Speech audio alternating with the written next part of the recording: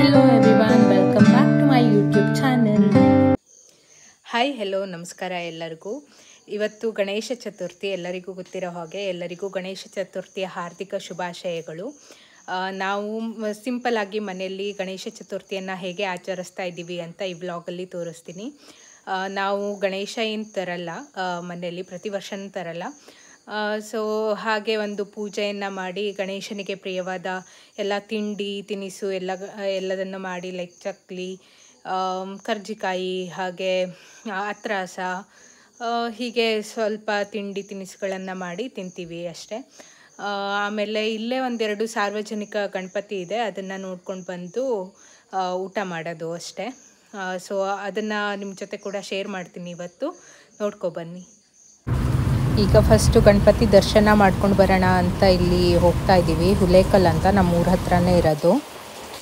ಈ ಟೈಮು ನೋಡ್ತಾ ಇರ್ಬೋದು ನೀವು, ತುಂಬ ಚೆನ್ನಾಗಿ ಒಂದು ಥೀಮ್ ಇಟ್ಕೊಂಡು ಡೆಕೋರೇಷನ್ ಎಲ್ಲ ಮಾಡಿದ್ದಾರೆ. ತುಂಬ ಚೆನ್ನಾಗಿತ್ತು ನೋಡೋಕ್ಕೆ. ಹಾಗೆ ಭಕ್ತಿಯಿಂದ ಕೈ ಮುಗಿದು ಒಂದೆರಡು ವಿಡಿಯೋವನ್ನು ಮಾಡಿಕೊಂಡು ಬಂದ್ವಿ.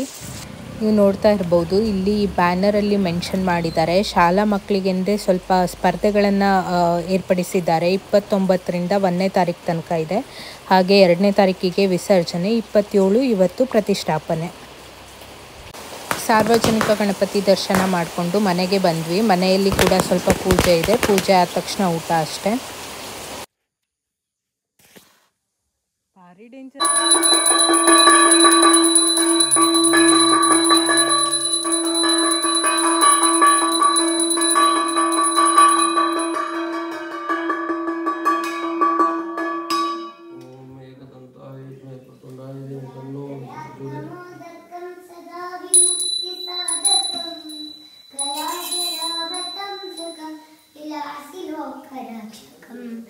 अनायकैकनायकं विलासिते भदैत्यकं नताशुभाशुनाशकं नमामि तं विनायकं नतीतरादिभीकरं नमोदितर्कभास्वरं नमत्सुरादिनिर्जरं नतादिकाधरं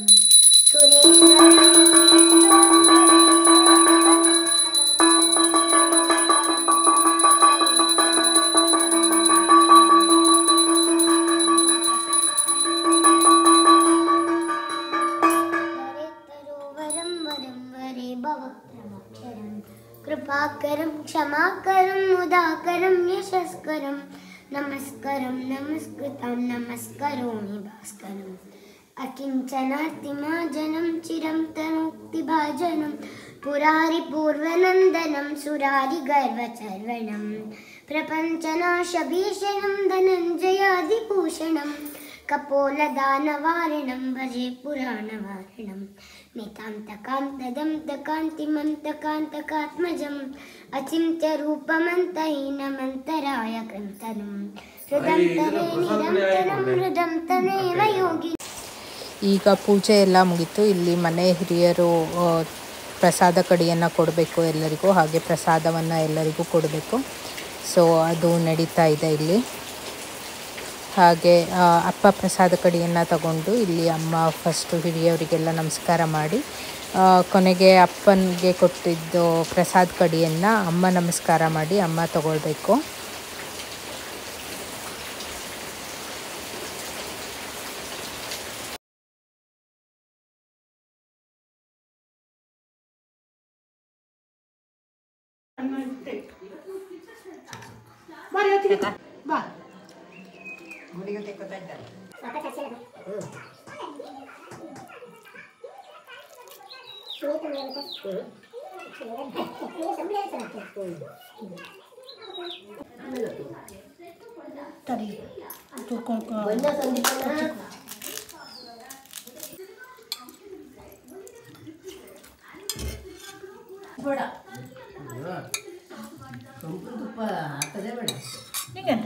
रत्नं कमलजनकतनया कालरत्नं वसन्ताय वाणीरत्नं सरसकविता वासरत्नं च काशी विद्यारत्नं विपुलधनकिरीटी राघवो राजरत्नं भोजनकाले ಸೀತಾಕಾಂತ ಸ್ಮರಣಂ. ಇಲ್ಲಿ ಹಬ್ಬದ ಊಟನೆಲ್ಲ ಏನಂದರೂ ಹೆವಿ ಆಗೇ ಆಗುತ್ತೆ. ಅದಕ್ಕೆ ಸ್ವಲ್ಪ ವಾಕ್ ಮಾಡಿ ಒಂದು 3-4 ರೌಂಡು ವಾಕ್ ಮಾಡಿ ಸ್ವಲ್ಪ ರೆಸ್ಟ್ ಮಾಡಿದೆ. ಇದಾಗಿತ್ತು ಇವತ್ತಿನ ಬ್ಲಾಗ್. ಹಾಗೆ ನಿಮಗೆ ಈ ಬ್ಲಾಗ್ ಇಷ್ಟ ಆಗಿದ್ದರೆ ಪ್ಲೀಸ್ ಲೈಕ್ ಮಾಡಿ, ಶೇರ್ ಮಾಡಿ, ಹಾಗೆ ಸಬ್ಸ್ಕ್ರೈಬ್ ಮಾಡೋದನ್ನು ಮರಿಬೇಡಿ. Thank you.